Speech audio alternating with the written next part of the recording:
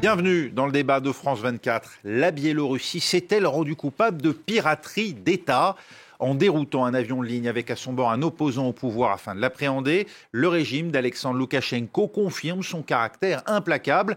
Il provoque aussi un concert de condamnation chez ses voisins du continent. En Europe, où, hasard du calendrier, les 27 dirigeants de l'Union européenne sont réunis en sommet extraordinaire ce lundi. L'occasion pour eux de réagir à chaud avec de possibles sanctions envers le pouvoir ami de la Russie, qui, elle, était bel et bien à l'agenda de Bruxelles ce lundi.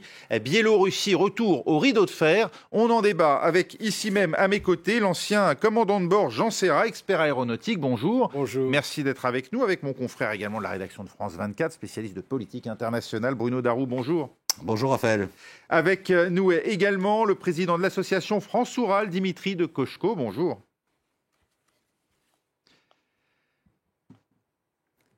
Anaïs Marin est rapporteure spéciale des Nations Unies sur la question des droits de l'homme en Biélorussie. Elle est également avec nous. Bonjour. Et enfin, Mounir Satouri, député européen, Europe Écologie Les Verts. Merci à vous cinq d'avoir accepté ce débat. On va revenir peut-être d'abord en images sur ce qui s'est passé et qui est Roman Protasevich, donc ce dissident opposant biélorusse qui se rendait en Lituanie lorsque le vol dans lequel il avait pris place été détourné. Les opposants biélorusses ne sont pas à l'abri du régime d'Alexander Loukachenko. C'est en substance le message que l'on croit pouvoir retenir de cet épisode, car la plupart des têtes de l'opposition ont quitté le pays et s'activent désormais depuis l'étranger. Mais il y a aussi des citoyens qui continuent plus de 9 mois après la réélection contestée d'Alexander Loukachenko à résister et pour certains à tenter de fuir le pays. Bilal Tarabay nous en dit plus.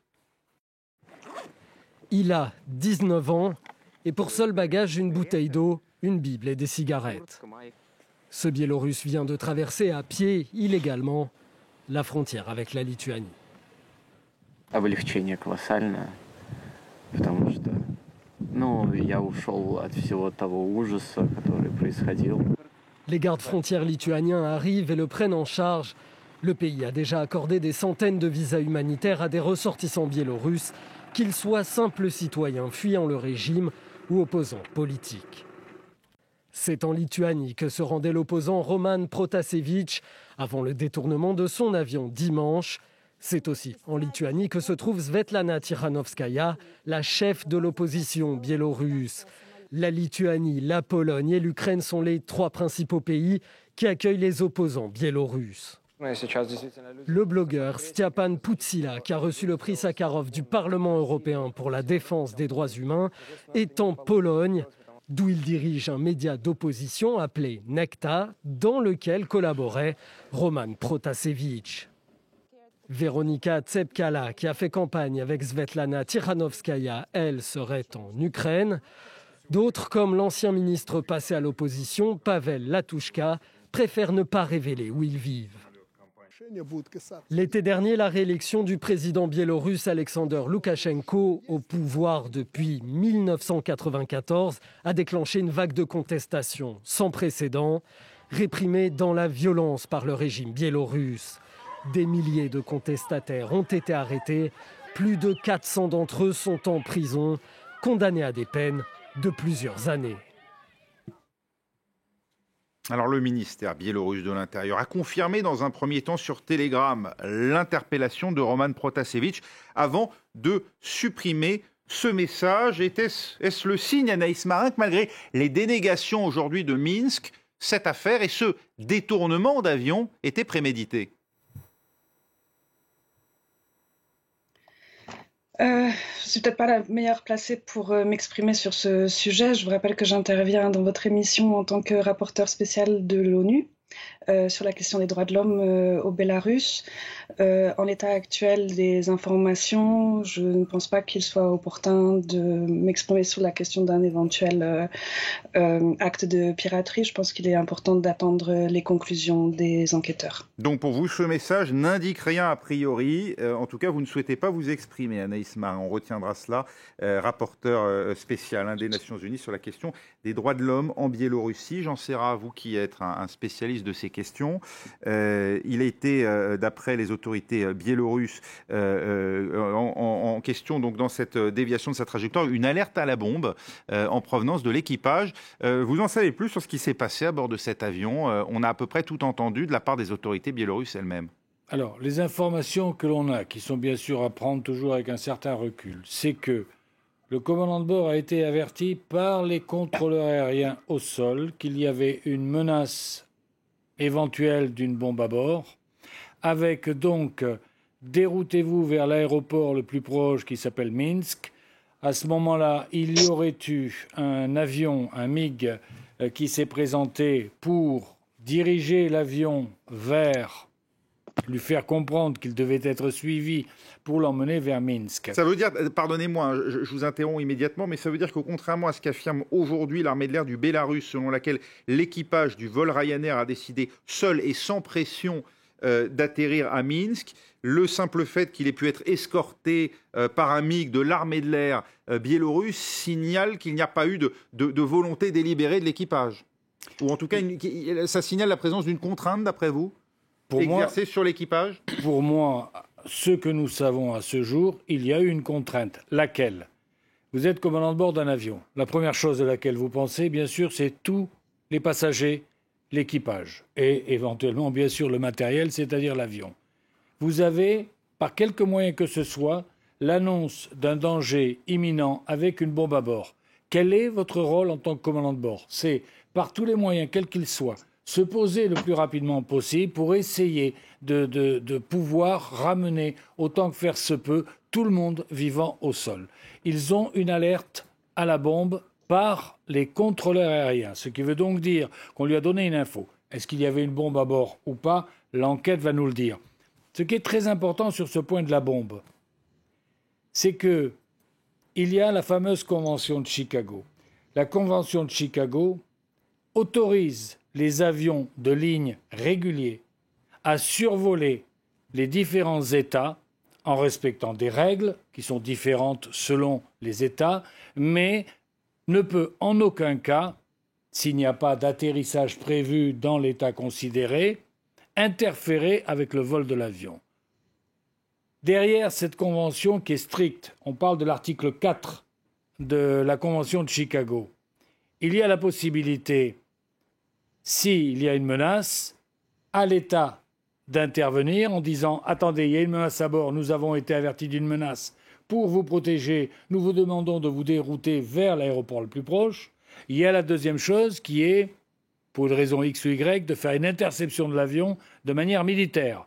Nous serions, d'après les infos que nous avons, sur la première donnée. Le commandant de bord, lui, il a une annonce par les contrôleurs aériens qu'il y a une bombe à bord, il n'a pas le choix. Deuxièmement, Minsk est juste à côté, bien évidemment, il se déroute vers Minsk. Alors, bien sûr, l'essentiel maintenant, c'est de savoir qu'est-ce qu'il y avait à bord. Les témoignages que nous avons eus par des passagers qui sont arrivés aujourd'hui en France, il n'y a pas eu de panique, il n'y a pas eu de bagarre à bord, il n'y a pas eu de menace à bord, il y a seulement eu la peur, bien sûr, de ce pauvre journaliste de 27 ans lorsqu'il a vu qu'ils allaient se poser à Minsk et il savait ce que cela voulait dire pour lui. Mounir Satouri, le Bélarus affirme maintenant, c'est la dernière thèse, avoir reçu une menace signée du Hamas contre le vol Ryanair. Que vous inspire cette déclaration?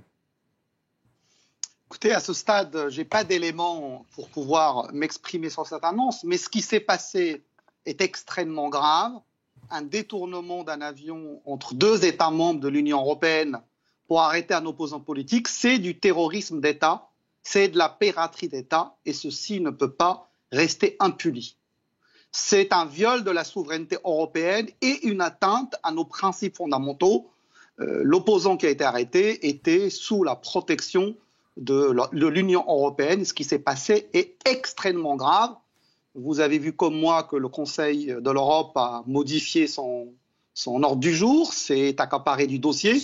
Il faut que la réponse de l'Union européenne et en solidarité des États membres soit à la hauteur de ce que nous venons de vivre. Avant même le résultat d'une éventuelle enquête, c'est-à-dire en gros quels que soient les motifs invoqués aujourd'hui par le Bélarus, vous jugez cette interception de l'avion avant même de parler de l'arrestation de l'opposant lui-même comme contraire au droit international? Écoutez, face à certaines attentes, il faut de la fermeté. Moi, j'attends de la part des dirigeants européens un discours ferme. Si évidemment l'enquête démontre ce que nous craignons, la réponse doit être à la hauteur. Nous ne pouvons pas laisser un État tiers toucher de la sorte à la souveraineté européenne. Ceci est inacceptable.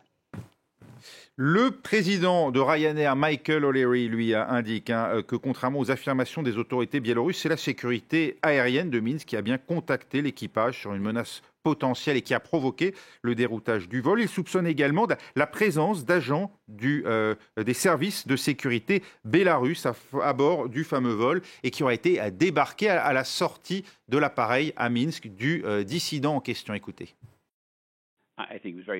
Je pense que c'était vraiment effrayant pour l'équipage, pour les passagers qui étaient tenus en joue pendant qu'on fouillait leurs sacs. Puis il est devenu clair que les autorités bélarusses voulaient arrêter un journaliste et son compagnon de voyage.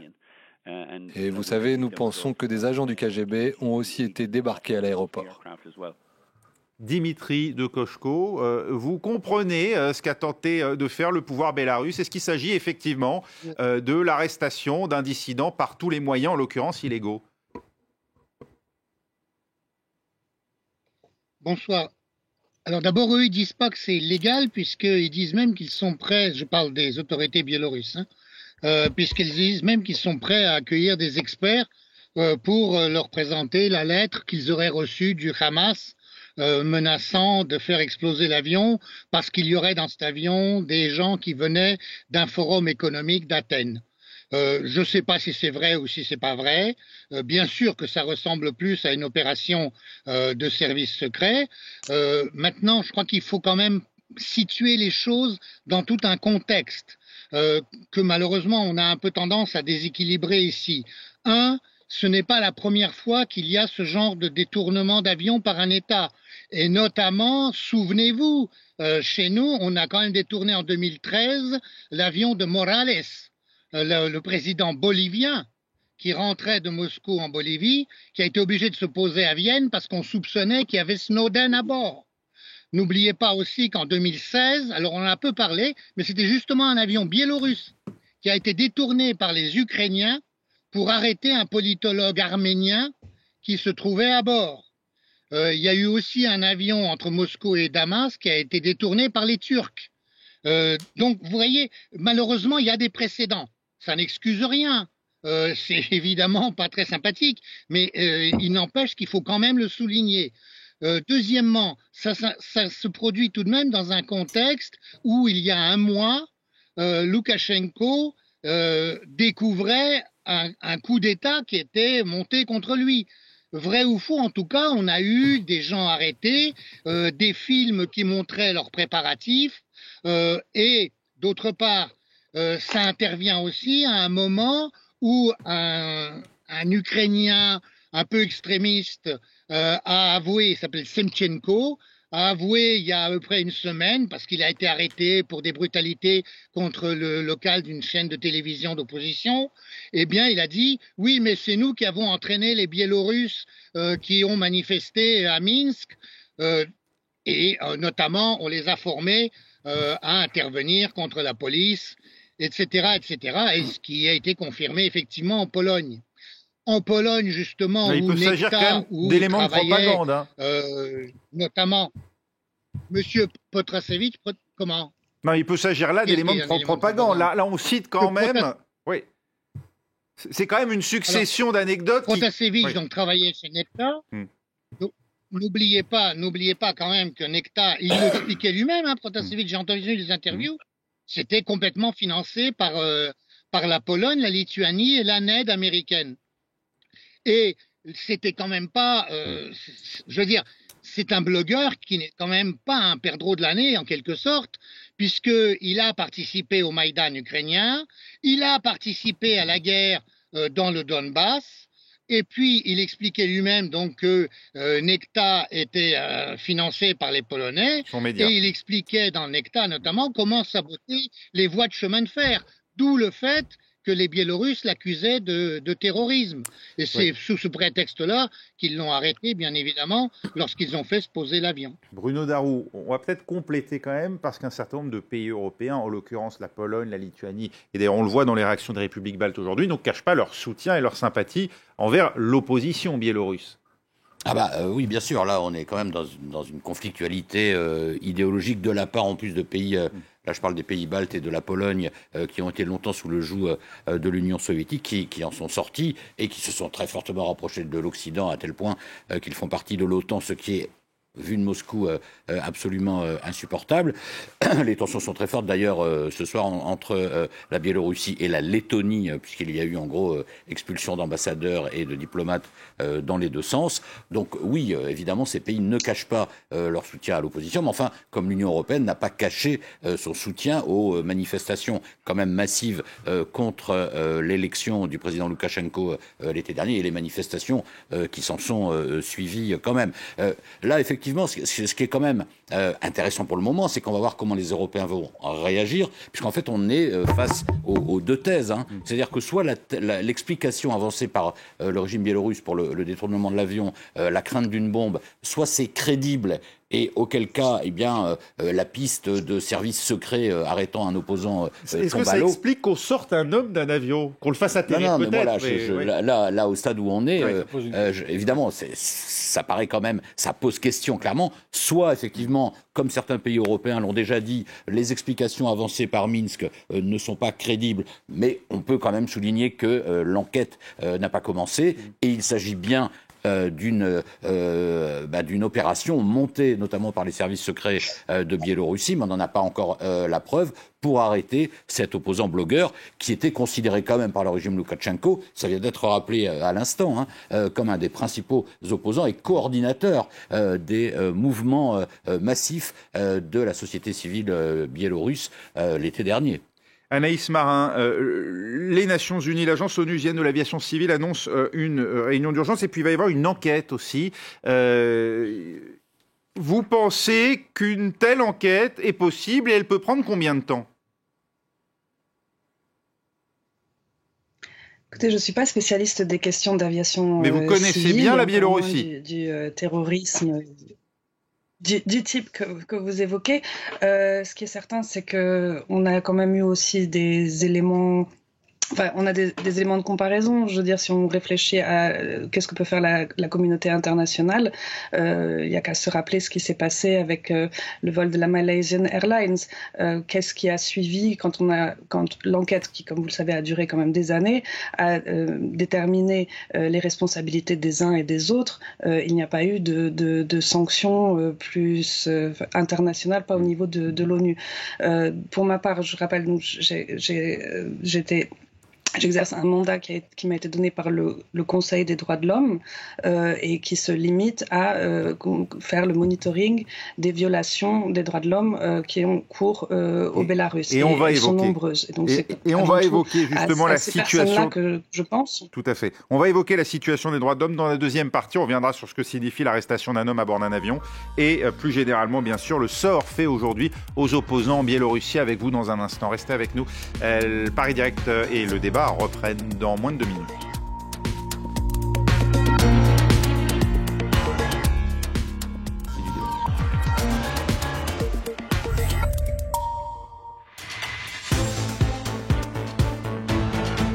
C'est la suite du débat de France 24 avec toujours à mes côtés Jean Serra, ancien commandant de bord expert aéronautique, avec mon confrère de France 24 Bruno Darou, avec également parmi nous Anaïs Marin, rapporteur spécial des Nations Unies sur la question des droits de l'homme en Biélorussie, avec le député européen Europe Écologie Les Verts Mounir Satouri, avec le président de l'association France Soural Dimitri de Kochko. Une question à notre expert aérien Jean Serra. Lorsqu'un avion survole un espace aérien, est-il dépendant de la juridiction du pays concerné? Autrement dit, en survolant la Biélorussie, est-ce que l'opposant en question, s'il était effectivement recherché par les autorités biélorusses, rentrait dans leur juridiction et était-il donc normal de l'interpeller?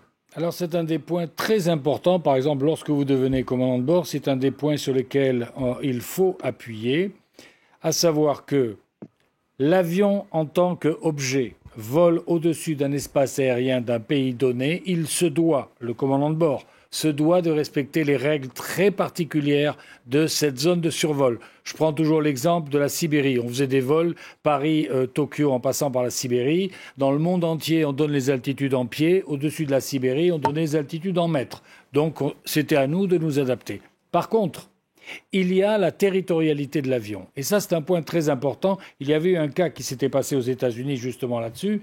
C'est que, porte fermée, l'intérieur de l'avion, c'est l'état d'immatriculation. Porte fermée du Ryanair, on est en Irlande. Porte ouverte, vous êtes en Biélorussie. La question qui se pose, c'est l'État irlandais, via sa compagnie Ryanair, a pris X nombre de passagers à Athènes. Pour X raisons, on les fait se poser à Minsk. L'État se devait de remettre le même nombre de passagers à bord, puisqu'ils ne se sont pas posés à cause d'un problème de passagers, mais à cause d'un autre problème. Donc on voit que... Les autorités biélorusses invoquent le risque terroriste. Ça ne les autorisait pas, donc, à soustraire un passager à cet avion. Et je vous rappelle, quand on parlait tout à l'heure de la Convention de Chicago. La Convention de Chicago, elle traite de toutes les règles de survol. Qu'est-ce que l'on doit respecter, pas respecter. Les pays ont-ils le droit d'interdire un survol, des choses comme ça. Dedans, vous avez le fameux article 4. Je vous le lis. Chaque État contractant, donc de la Convention de Chicago, convient de ne pas employer l'aviation civile à des fins incompatibles avec les buts de la présente convention. C'est-à-dire que chacun, dont la Biélorussie qui fait partie de l'OACI, s'engage à ne pas altérer le choix d'un passager d'être parti d'Athènes avec telle compagnie aérienne pour aller se poser dans un autre pays qui n'était pas le leur. Là, on est en contradiction avec l'article 4, ce qui veut dire que déjà dans l'enquête, l'OACI va déjà se charger de cela pour probablement supprimer le vote, la possibilité de vote aux Biélorusses au niveau de l'OACI. Et après, il y aura les autres, bien ce dont on a parlé tout à l'heure, les autres réponses qui seront apportées par les différents États européens, américains et tout ce qui s'ensuit. Parce que là, on a quand même quelque chose de très grave au niveau du respect des règles internationales. Vous dites qu'il faut exclure la Biélorussie du ciel international d'une certaine manière, ne plus survoler ou ne plus permettre aux avions biélorusses, à l'inverse, de survoler les espaces aériens des pays qui s'opposent à ces méthodes. Lorsqu'il y a une zone de danger, on ne survole pas. Rappelez-vous ce qui s'est passé en Ukraine, malheureusement, avec notre avion de la Malaisiane. Derrière, on a dit, bon, on passe plus par là. C'est dangereux. Il y a un danger. Pour l'instant, le problème n'est pas résolu. Est-ce que demain, il ne va pas y avoir un autre avion intercepté ou à qui on va suggérer qu'il y a une bombe à bord pour qu'il se pose? Pour l'instant, le mieux est effectivement d'éviter de survoler ce pays, voire peut-être, là, c'est les Européens qui décideront, de dire nous n'acceptons pas d'avion de la Biélorussie. Et on attend l'annonce des Européens, puisque le Conseil européen c'est en ce moment même. En tout cas, ça a été le premier à réagir aujourd'hui pour le gouvernement français. Le secrétaire d'État aux Affaires européennes, Clément Beaune, parle, lui, d'un acte de piraterie d'État qui ne peut rester impuni. Écoutez. D'abord, c'est une affaire sidérante et scandaleuse. Pour bien expliquer, on parle d'un avion européen, d'une compagnie de l'Union européenne qui voyageait entre deux capitales de l'Union européenne. Et donc c'est un acte de piraterie d'État qui ne peut pas rester impuni. Ils auraient dû et voilà. laisser... Et oui, contradiction, disiez-vous, Bruno Daoust, autant faire profiter évidemment de téléspectateurs parce que... oui. C'est très intéressant ce qui était dit à l'instant parce que effectivement là les autorités biélorusses se prennent un peu les pieds dans le tapis de leurs propres explications parce que soit il y avait un vrai danger, une bombe à bord, donc un danger terroriste qui fait que effectivement ça peut valoir que l'avion soit détourné et se pose à Minsk, mais selon les règles que vous venez de nous exposer, monsieur, dans ce cas-là l'avion doit repartir avec tous les passagers à son bord, et là, visiblement, ce n'était pas le cas. Il y avait évidemment l'opposant et blogueur Petros Protasevich, voilà, à bord, voilà. Et mais il y avait aussi visiblement au total 6 passagers qui ne sont pas repartis vers la destination initiale de cet appareil qui était Vilnius. Donc là, effectivement, il y a quand même un problème que devra gérer la Biélorussie, notamment avec l'Organisation de l'aviation civile internationale. Mounir, entre autres. Mounir Satouri, oui, si pardon. je peux me permettre de vous rappeler que dans tous les aéroports, vous avez cette fameuse zone qu'on appelle zone sous douane. En fait, c'est une zone étanche dans laquelle s'appliquent toutes les règles de l'OACI et tout ce qui s'ensuit. Donc, ça veut dire que jusqu'au passage de la douane, on n'est pas soumis à la juridiction du pays, à la législation du pays concerné ? Le pays doit répondre aux critères sur lesquels il s'est engagé vis-à-vis de l'OACI. Ah oui. Il faudra effectivement les justifier. Ça ne veut pas dire pour autant qu'on n'est pas un justiciable du pays en question. Oui, on doit remettre le même nombre de passagers à bord de l'avion. Le même nombre de passagers en respectant effectivement ce que vous veniez de nous dire. Porte ouverte, porte fermée. Mounir Satouri, lorsque vous entendez le secrétaire d'État aux affaires européennes, vous êtes d'accord, effectivement, il ne faut pas que cet acte reste impuni et il faut isoler d'une certaine manière, au moins sur un plan aérien, la Biélorussie, ou est-ce qu'il faut aller plus loin ? Écoutez, il faut que la réponse des Européens soit à la hauteur de ce qui vient d'être commis. Il faut des sanctions contre la Biélorussie. On peut même utiliser les dispositifs récents de l'Union européenne en ayant des sanctions ciblées contre les individus qui se seraient rendus coupables ou complices de cet acte de piraterie d'État. Il y a déjà des sanctions qui pèsent aujourd'hui sur les dirigeants biélorusses. Tout à fait. Il faudrait en prendre d'autres. S'il y a des responsables des services de sécurité haute, il faudrait être capable de les identifier et de prendre des sanctions ciblées. Et puis, il faut que l'Union européenne utilise son meilleur levier, qui est le levier économique, en prenant, s'il le faut, des sanctions économiques contre la Biélorussie. Ce n'est pas possible que de laisser faire. Ce n'est pas possible qu'un avion européen qui part d'une capitale européenne vers une autre capitale européenne, que ça puisse arriver. Il y a là une vraie situation anormale et on doit répondre de manière ferme pour pas que ça recommence. Et puis, il faut aussi envoyer un message au régime. Le régime qui aurait commis tout ça pour arrêter un opposant, c'est un message qu'il envoie à ses opposants en leur disant qu'il peut les traquer même quand ils sont accueillis par un État membre de l'Union européenne et qui sont sous protection en tant que réfugiés politiques. Je pense qu'il faut aussi envoyer un message pour les militants des droits de l'homme, pour les opposants, pour les journalistes qui sont persécutés en Biélorussie. Nous ne pouvons pas ne pas réagir. Bruno Darroux, sur ces sanctions. En termes mais de ce qui est évoqué comme sanctions économiques de la part de l'Union européenne qui doivent être annoncées un peu plus tard dans la soirée par Charles Michel, si j'ai bien compris, il y a effectivement le type de sanctions qui existe déjà, c'est-à-dire des sanctions ciblées contre des individus, des responsables du régime de Minsk. Et sans doute, il y aura donc l'annonce de nouvelles sanctions ciblées, mais visiblement les Européens réfléchissent aussi à l'interdiction pour la compagnie aérienne nationale biélorusse Belavia de se poser sur les aéroports européens. Donc ça serait une sanction à la fois nouvelle et un peu différente. Et puis votre invité évoquait à l'instant l'importance quand même qu'il faut rappeler du poids économique de l'Union européenne vis-à-vis de la Biélorussie. Il faudra voir si l'Europe va jusqu'au bout, si je peux dire, est évoquée la fermeture de la frontière terrestre qui là interromprait le flux de marchandises entre la Biélorussie et l'Union européenne. Et là, évidemment, serait des sanctions, serait un poids en termes de sanctions pour la Biélorussie plus important, avec la difficulté que ce genre de sanctions européennes doit viser le régime, les cadres du régime, les dignitaires, mais pas la population et pas la société civile. C'est sans doute notamment ce qui est en ce moment débattu à Bruxelles, parce que fermer la frontière, ça veut dire que ça aura peut-être forcément quand même un impact sur la population biélorusse. On va aller voir Anaïs Marine et Dimitri de Kochko dans un instant, mais un mot, Jean Serra, l'incidence de l'interdiction du survol d'un espace aérien en termes purement financiers, ça signifie quoi ? Ça signifie des recettes en moins pour la Biélorussie ? Effectivement, il y a systématiquement, bien sûr, de l'argent à payer en fonction du nombre de temps et de kilomètres que vous parcourez au-dessus d'un État, les droits de survol, bien sûr.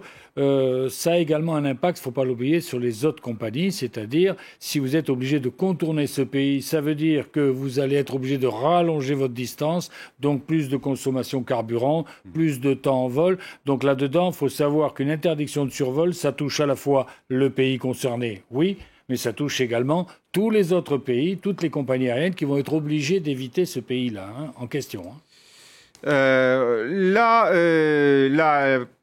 candidate malheureuse à la précédente élection présidentielle en Biélorussie, qui d'ailleurs s'est réfugiée depuis elle aussi à Vilnius. Madame Tikhanovskaya a tweeté sur le sort de Roman Protasevich. Elle s'en inquiète. Elle évoque notamment la peine de mort qui existe toujours. Vous le voyez, ce tweet de Svetlana Tikhanovskaya. Là, il risque la peine de mort. Nexta, le média pour lequel travaillait Roman Protasevich, lui indique de son côté que son ancien rédacteur en chef risque 15 ans de prison. Vous avez des craintes. Quelles sont vos craintes à vous aujourd'hui, Anaïs Marin? Est-ce qu'on a une idée des conditions dans lesquelles est détenu Roman Protasevich et que risque-t-il exactement? Alors, dans l'immédiat, en effet, M. Protasevich est menacé au titre de plusieurs chefs d'accusation pour avoir organisé, soi-disant, donc les manifestations populaires via cette chaîne Telegram Nierta. À ce titre, donc, il est menacé de 15 ans de réclusion criminelle. Cela dit, et comme il l'a exprimé lui-même aux passagers de l'avion, ce qui l'inquiétait à l'idée de se retrouver sur le sol bélarusse, qu'il a quitté il y a presque 3 ans, c'est en effet que puisque le KGB l'a déclaré, le recherche pour terrorisme, c'est que soit donc évoqué contre lui l'article de la Constitution qui en effet prévoit la peine de mort pour les crimes de terrorisme. Donc pour l'instant, ce qui est la première menace pour lui, c'est qu'il est entre les mains donc des enquêteurs et des interrogateurs du KGB dans une prison bien connue de Minsk, dont plusieurs personnes sont ressorties ces derniers mois après avoir fait des séjours douloureux. Donc on a évidemment des témoignages accablants sur les conditions dans lesquelles les détenus dans les différentes prisons ou centres de détention au Bélarus sont traités. Et donc moi je suis évidemment très préoccupée par les menaces à son intégrité physique, les risques de torture qui existent. Et dans le prolongement de ça, évidemment, lorsqu'il y aura un procès, le problème de l'absence d'état de droit au Bélarus, qui signifie qu'il n'y a pas de droit à la présomption d'innocence, pas d'avocat ni de juge indépendant, donc ce sera un procès à charge. Il y a déjà eu un précédent en 2011 pour un acte de terrorisme, justement, je ne sais pas si vous vous rappelez, qui avait lui aussi détourné l'attention pendant quelque temps d'autres problèmes au Bélarus, dans le métro de Minsk, qui avait fait 15 morts. 2 jeunes gens avaient été interpellés très rapidement, jugés je crois très rapidement aussi, et la sentence avait été exécutée, donc ils ont été exécutés avant la fin de l'année. C'est-à-dire qu'en tout et pour tout, ça avait duré moins d'1 an. Donc dans ces conditions-là, oui, il y a des raisons de faire le plus de bruit possible pour demander la libération de Roman Protasevich. Anaïs Marin, vous suivez évidemment la Biélorussie depuis longtemps. Alexandre Loukachenko est au pouvoir depuis 1994. Vous avez observé des phases d'assouplissement et puis un raidissement particulièrement ces derniers mois? Selon moi, M. Loukachenko n'est pas une personne qui envisage sérieusement des réformes et encore moins une démocratisation. Il faut vraiment en avoir conscience aussi. Et ce qui s'est passé au fil des derniers mois, je pense, après donc 26 ans au pouvoir, c'est une véritable crispation. Il ne peut imaginer, il s'est tellement identifié à l'État et il en a tellement pris le contrôle que toutes les manifestations, soit de dissidence, soit de résistance, soit d'opposition à l'intérieur comme à l'extérieur, à son encontre, il les interprète et il veut que, grâce à la propagande, que la société les interprète comme des atteintes à l'État lui-même. Et dès lors, évidemment qu'il s'est senti visé par des blogueurs. Protasevich n'est pas le premier à avoir été dans la ligne de mire des autorités. Je rappelle que l'époux de Mme Tikhanovskaya, qui est blogueur lui-même, est en prison depuis avril l'année dernière.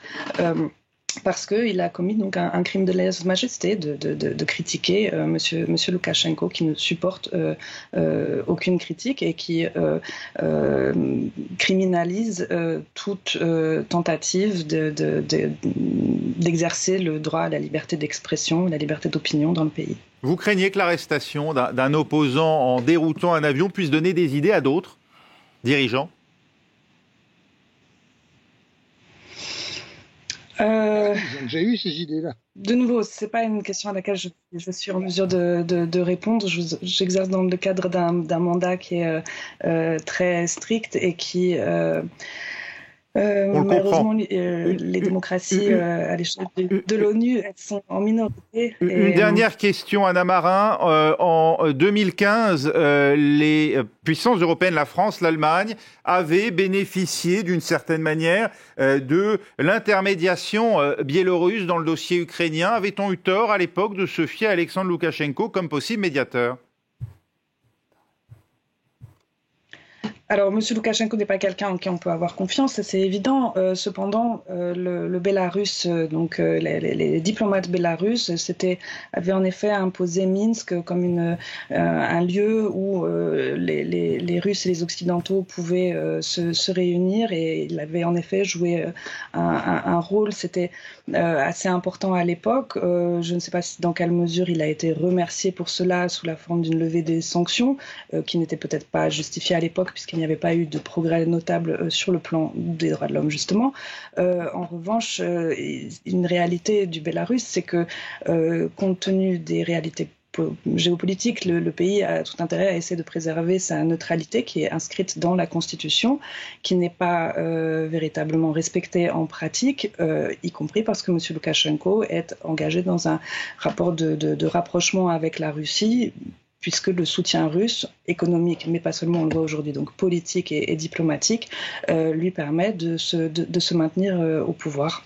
Dimitri de Koshko, vous vouliez réagir? Peut-être un mot aussi de la réaction russe, parce que finalement, parmi les grandes capitales, c'est essentiellement Moscou, aujourd'hui, qui, par la voix de Sergueï Lavrov, a apporté son soutien à ce qu'elle voit comme finalement quelque chose d'assez naturel et même raisonnable. On parle de transparence totale s'agissant de l'attitude biélorusse à Moscou.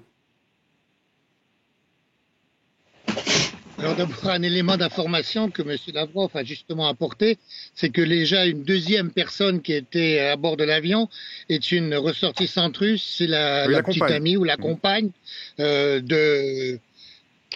été de Protasevich et pour laquelle justement le consulat russe est intervenu pour avoir le droit de visite. Donc par ailleurs, oui, Lavrov a expliqué, mais il a repris en fait les termes du ministère des Affaires étrangères biélorusse en expliquant que ils ont donc il a repris la thèse de la bombe en disant ils sont prêts à accueillir des experts. Nous, pour l'instant, on n'en dit pas plus. Maintenant, l'autre point sur lequel je voulais réagir, vous disiez, est-ce que ça pourrait donner des idées à d'autres? À la limite, c'est Loukachenko qui a pris les idées des autres. Rappelez-vous, ne serait-ce que les dirigeants du FLN, dont l'avion a été détourné par nous, par les Français. Rappelez-vous. Mais là, vous nous ramenez 50 ans en arrière. J'ai parlé de Morales tout à l'heure, l'avion de Morales. Oui. C'est-à-dire, mais non, mais attendez, en 2016, c'est un avion biélorusse qui a été détourné par les Ukrainiens, par le gouvernement ukrainien, pour arrêter un politologue arménien qui était à bord. Donc, s'il y a des sanctions qui sont prises maintenant contre les Biélorusses sur cette histoire d'avion, vous aurez ensuite toute une série de procès pour les gens qui ont aussi connu ce genre de situation. Merci Dimitri de Koshko. Attendez, pour les sanctions, il y a un autre aspect. Oui. Allez-y vite. C'est moins simple qu'il n'y paraît, parce que nous, on vend énormément de choses à la Russie par l'intermédiaire de la Biélorussie. Merci beaucoup d'avoir été avec nous, Dimitri de Koshko. Je remercie également Anaïs Marin, Mounir Satouri, Jean Serra qui était à mes côtés et mon confrère de France 24, Bruno Darou. C'est la fin de ce débat. Restez avec nous, prochaine édition du journal dans 9 minutes.